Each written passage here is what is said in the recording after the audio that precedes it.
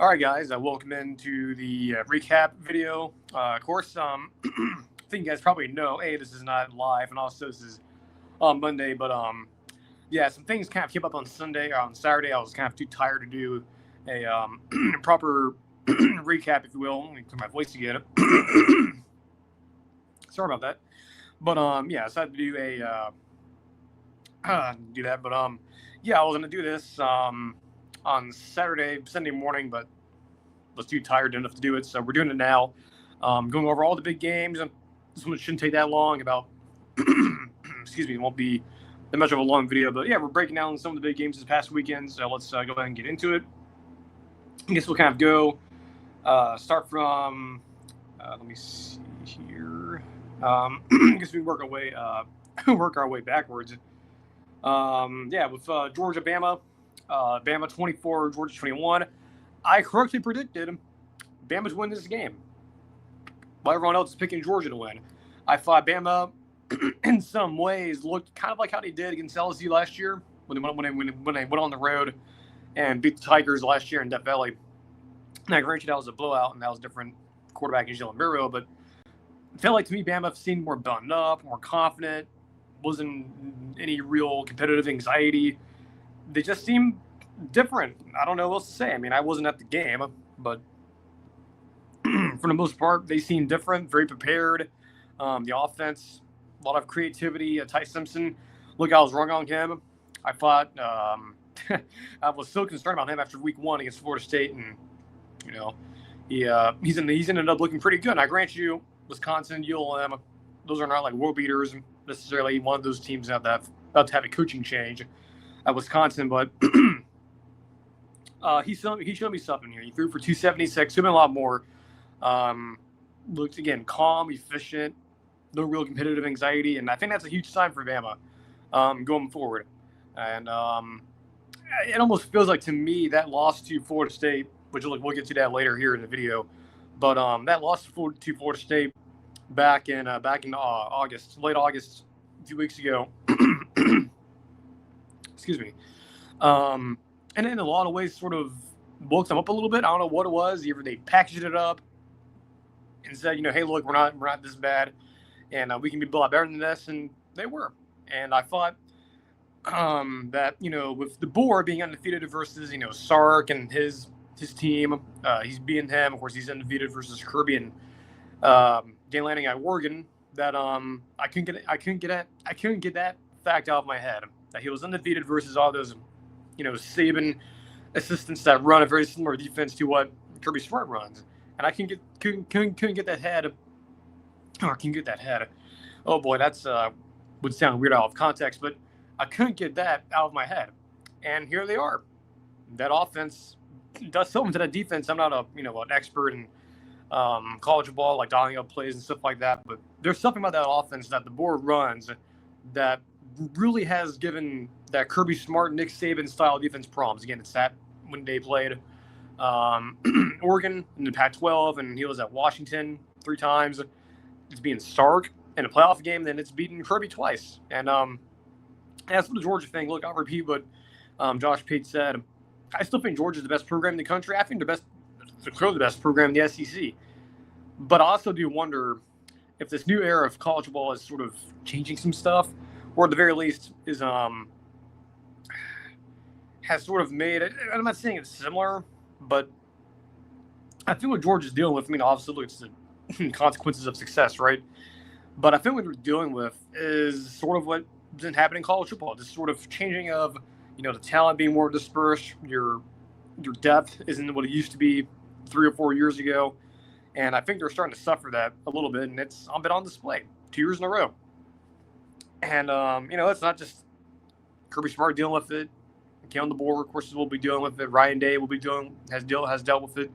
Even Dabo Swinney at Clemson has dealt with it. Now, his is a little more different, but I think what Kirby Smart and them are dealing with is just the lack of talent and the type of players they used to have when they used to dominate college football. And I guess like him and Nick Saban both, if you want to smash those two timelines together. Those days of doing that, what they did, it's just not coming back. And that's just the reality of the truth. And, what's really interesting, too, is also agree with Josh Pate, is that it'll be interesting to see how Georgia responds here. Because with Bama, again, they packaged up that loss, and they said, hey, we're not as bad as we looked week 1. We can get confident. I don't know what they did. They'll never tell me, I'll think. And they looked a lot more professional against Georgia, and they, didn't have any false starts, no major mistakes. It was just clean, professional football. And yes, the score was close, but it just seemed like Bama had no real issues for the most part. And I think for Georgia, it'd be interesting to see sort of how they go about the rest of the season, right? Because they're going to lose more games. There's no doubt. Bama's going to lose more games. Clemson's going to lose more games. Ohio State, they haven't lost yet, but they're going to at some point. I don't know who. It's going to happen. You're going to lose more games. It'll be interesting to see how they continue, how this team sort of evolves a little bit. And, maybe they'll get their revenge in Atlanta in the SEC championship game when it's all said and done. But yeah, Bama 24, Georgia 21. Got it right. We got it right. On this show we did, and we're even despite the week 1 result and what's happened last year, we're still killing the board supporters here on this show. It's not going to change. By the way, Bama, I think they play Kentucky this week with Bama. They're board. Get to play Vanderbilt. 4-0 Vanderbilt, ranked. I believe that's the 3:30 game on ABC. College Game Day will be there. And hey, James Spann better be the guest picker. That would be fantastic if they did that. That'd be pretty cool. But not likely though. But he's advocated for it, and so am I. More here. Let's see here. Georgia Bama. We just did. LSU Ole Miss. A fun game. I'm not going to make this about LSU fully because, again, Ole Miss, give them credit here. I mean, Trinidad Chambliss, I believe that was how you pronounce his name. He's looked fantastic so far. And look, you can make the argument about Austin Simmons. He was hurt or he was benched. I think it's probably both. He's looked good so far. And this kid that's starting in Division III, like last year, for Ferris Wheel State. I mean, just insane how, despite whoever the talent of the quarterback, Lane Kiffin can figure it out. Now, of course, still eventually lose games, and I think they will at some point, right? No one's going undefeated anymore, especially in major college football. But Trinidad, he's looked good. The offense has looked efficient, even more with him at quarterback. But I think for LSU on the flip side, and by the way, the environment at Ole Miss this weekend, even though it wasn't at the game, I could see it on TV, just incredible atmosphere there. And not to mention, too, it was revenge for last year. The games they lost, which, hey, look, I predicted and others predicted accurately. But as for LSU, defensively, I'm not concerned about them. It happens. The offense, though, I'm more concerned about. This is something that I have thought about, but I haven't said publicly. I'm sure others have repeated this as well. I think, if I recall correctly. Well, the defense is good for LSU. I think the offensive output, I guess the output and the style went out in the scheme, at least from what I can tell, it's just not good enough. And I don't know what changes need to be made there. I'm assuming they will change coordinator. I don't think, Brian Kelly's not getting fired. But the offense in these big games, and even all the games this year, it's like, the Louisiana Tech game, the Clemson game, and the Florida game, it's like, it's not the same level as what Auburn's dealing with, because that's a little bit different. But it's just, even with LSU, it's like everything they do on offense, it's so hard. It's hard to get a first down, hard to run the football, hard to, do this and that. And, it's not, Garrett Nussmeier's fault. I think part of it's the O-line being worse. That was expected. Didn't think it'd be this bad. So, yeah, I think there'll be a coaching change on the other side of the football, whereas the defense with Blake Baker, Kevin Peoples, the D-line coach, I believe he's still there.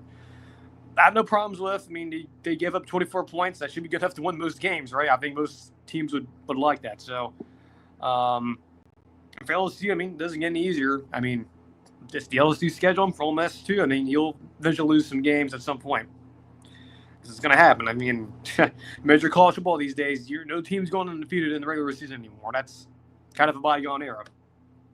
Speaking of teams that were undefeated, I guess before we get to Penn State, Ohio State did beat Washington. I was wrong on that. The final score makes it less competitive than it was. I thought Washington defensively played okay. And again, look, you give up 24 points, you'd imagine, that's good enough to at least be competitive in the game, and they were. But the offense out this very disappointed in. Jamal Williams kind of did what he could, but it is what it is. But like I said, Ohio State, they will eventually lose the game, and it's going to happen at some point. Michigan down the road, I believe they offset Penn State. At some point. So losses will come for them at some point. But Washington, it's tough. But I think part of it too with Washington and Jedd Fisch. Look, I'm not out on them. They could still have a nice year. I guess I didn't really account for this, but I thought, the home environment, Ohio State going on the road, traveling multiple time zones. I thought that would be the reason to at least feel good about the upset happening. It kind of worked. I thought, again, Washington defensively played okay. I think part of it too was Ohio State being a little bit slow to start the game, but man, give some credit to Matt Patricia, man. He came in and look, I had questions about him, right? Being an NFL guy, and I really used to calling a college defense, and here he is. So far, so good. So, how about that? This one, more. Oregon, Penn State. Oregon winning in 2 overtimes, 30-24. Good for Nate Lanning, man. Good for him. This was a game that everyone was picking against him. I was, the national media was, and you can hate him, you can like him, but you got to give him some credit here. He is a total psychopath. Just his intensity, and that's what I like about him. Not only is he a likable coach just as a a normal person, but as a a motivator, very intense and whatnot. And look, we just talked about Kirby Smart, and look, as much as he had troubles of killing the board, besides that, his defense, man, his defenses are really, really, really good, and they really showed up this game. Like Nick Singleton, Keyshawn Allen, total no factor, which was shocking to me. I thought they would be the reason why they would win the game. Penn State, Drew Aller, didn't play bad. Just, I don't know. The way I can describe Penn State is, I'm not mad, very, very, very disappointed. This was their moment. Sort of like, going back to last year, but the Clemson-Louisville game last year, kind of felt the same way, albeit, a smaller scale game. But this one, again, it felt like you had the schedule advantage. You're off a bye week. Oregon was traveling to you, and they played last week. That's why I'm disappointed. They couldn't not taken advantage of the whiteout, them being at home, and they were off last week. They couldn't do it. And now James Franklin is now, still has that record, and now you're seeing all of the negativity. And like I said on the, Tuesday show last week, it wasn't going to happen. All of those articles were saved up throughout the spring and summer, and they got published after the game was over, and they just need to fill in the information from the game this past Saturday. So, disappointed in Penn State, but still a long season to go. I'm not out on them. I'm not advocating for regime change of James Franklin. That's not happening, contrary to the fans and media belief. But for Oregon, man, again, Dante Moore, is he the leader in the Heisman? I think he is. He looked good, all things considered. He has been a total machine in terms of efficiency and operating the offense. And he also ran the ball too a little bit. How about that? Didn't see that a whole lot. And he can do that too. He's a dual threat guy. I think a lot of folks can't forget about that. But yeah, good for Oregon, man. But Penn State, man, just, again, I'm mad, disappointed. I'm very, very much so disappointed. More games here. Auburn, Texas A&M. So, good for A&M. Offensively, kind of dreadful. I know Auburn defensively might be a little bit better than we thought at the beginning of the year, especially after the Baylor game. So, good for DJ Durkin and company. But I don't have to bury the lead here. I have been patient on Hugh Freeze. I've given him his time. I thought last year sort of was what it was. You bring in Jackson Arnold. You sort of have your schedule laid out. You have opportunities. You've had recruiting classes on top of each other, sort of stacking up. I am starting to think that this year is probably going to go horrible. Again, like I've been saying, they will not be favored in very many games going forward. Let's just be real. They get Georgia in a couple weeks. I am afraid of what that game's going to look like. I do not see a ending for Auburn this year where there's no regime change at a coach. I think that's something pretty obvious now.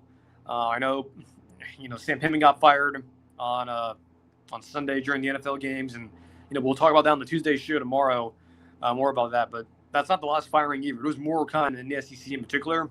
I think Hugh Freeze is probably the next one, Billy Napier, of course. But, yeah, I did not see a ending for Auburn this year at this point where a regime change at head coach is not happening. It's going to happen. And I feel for Hugh Freeze. I think even he knows that this has not gone the way it should have, given that this was his comeback story and after what happened at Ole Miss. It's just sometimes things are just are what they are, and this just is what it is. And for Auburn, I mean, it's certainly the worst stretch in Auburn history that I can remember. Major sample size, even going back to the first year of Brian Harsin. No real positive season this decade. So, yeah, I do expect a regime change at head coach, and that's it. And nothing else to really say. I mean, Auburn's not really relevant. I mean, the defense, you wasted a really good performance. Offensively, it's like everything, like same thing I just said about LSU. It's just even worse. I mean, everything they do, it's like when they get a first down for Auburn, and especially when they're playing these really, really good teams, it's like they're celebrating a freaking touchdown. It's like, yeah. I did not see a scenario to where there was no regime change at the end of the year, and I think it's going to happen. More here, USC Illinois, probably the most entertaining game of the day. Disappointed in USC, but not really. They're still in the mix. I'm not concerned about them. But yeah, man, Illinois, good for them, man. Good for them. I mean, Jana Mayava was not the problem. USC's defense can be a little better. But I mean, good for Illinois and Brett Bielema, man. After what happened last week, I thought, look, this could be a wounded Illini mode. Wounded animal mode, and it turned out to be the case. And they took advantage of, being at home and sort of packaging up what happened last week and saying that's not us, this is who we are, and good for them. Good for them. Let's see here, going for the rest of the games. Mississippi State, Tennessee, the most insane game of the weekend. Just an incredible game, and one thing I will say, I did not realize this because I didn't realize that at first because we were flipping for all the games, but man, that was kind of a weird stadium takeover. There's a lot of Tennessee fans. Very, very, very weird.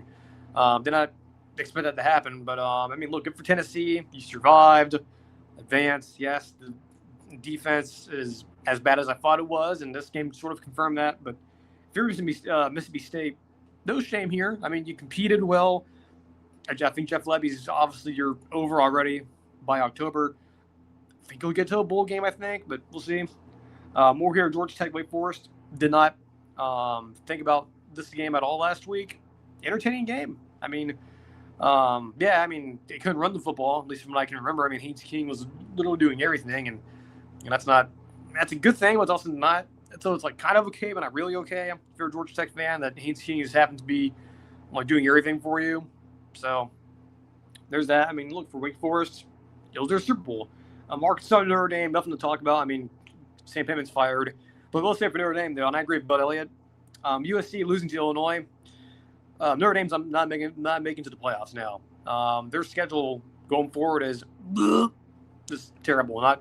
That's not playoff material. And even if they go 10-2, they're not getting in. No. Let's see here. Any other meaningful games? Louisville Pitt was a good game. Miller Moss looked pretty good for the most part.